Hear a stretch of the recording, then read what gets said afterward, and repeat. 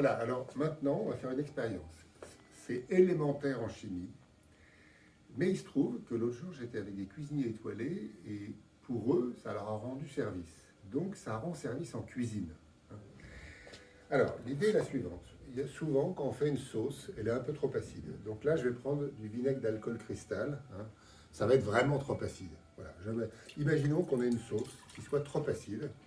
On est bien ennuyé parce qu'on a mis longtemps à composer la sauce et on a l'impression que c'est fichu, quoi, qu'il faut la refaire.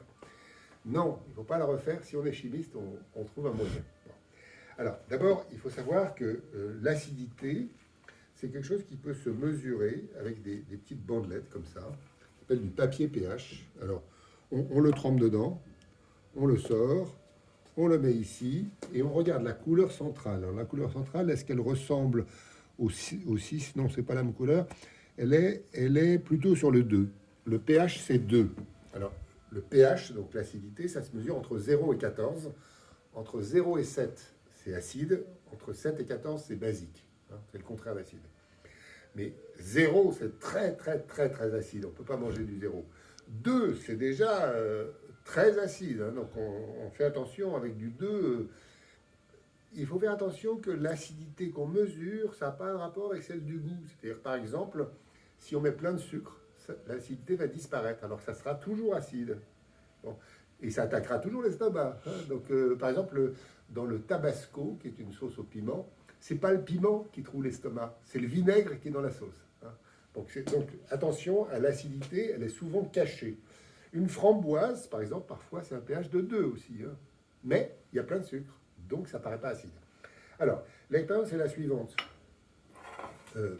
Les chimistes savent tous, dès qu'on apprend la chimie, qu'il y a les acides et les bases. Et les bases, ça neutralise les acides. Alors, par exemple, j'ai ici du bicarbonate. Le bicarbonate alimentaire, ça se trouve dans les cuisines. Et alors, on va en ajouter. Donc, j'en ajoute. Ah, et ça se met à mousser. Alors, il n'y a pas de miracle.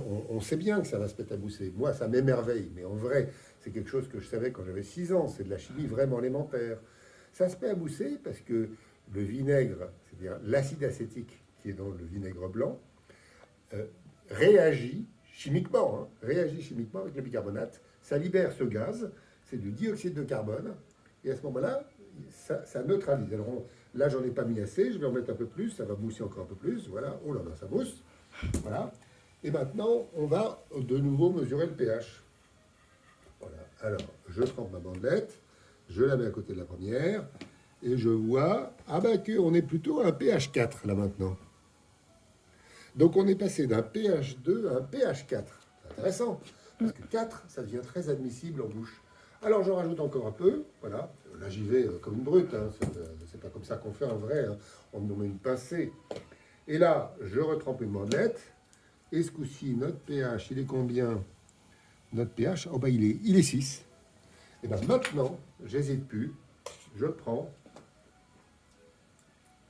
et il n'y a plus aucune acidité, et c'est salé. Voilà une expérience qu'on devrait faire à tous les jeunes cuisiniers. On peut rattraper une sauce trop acide, ou on peut acidifier une sauce si elle n'est pas acide.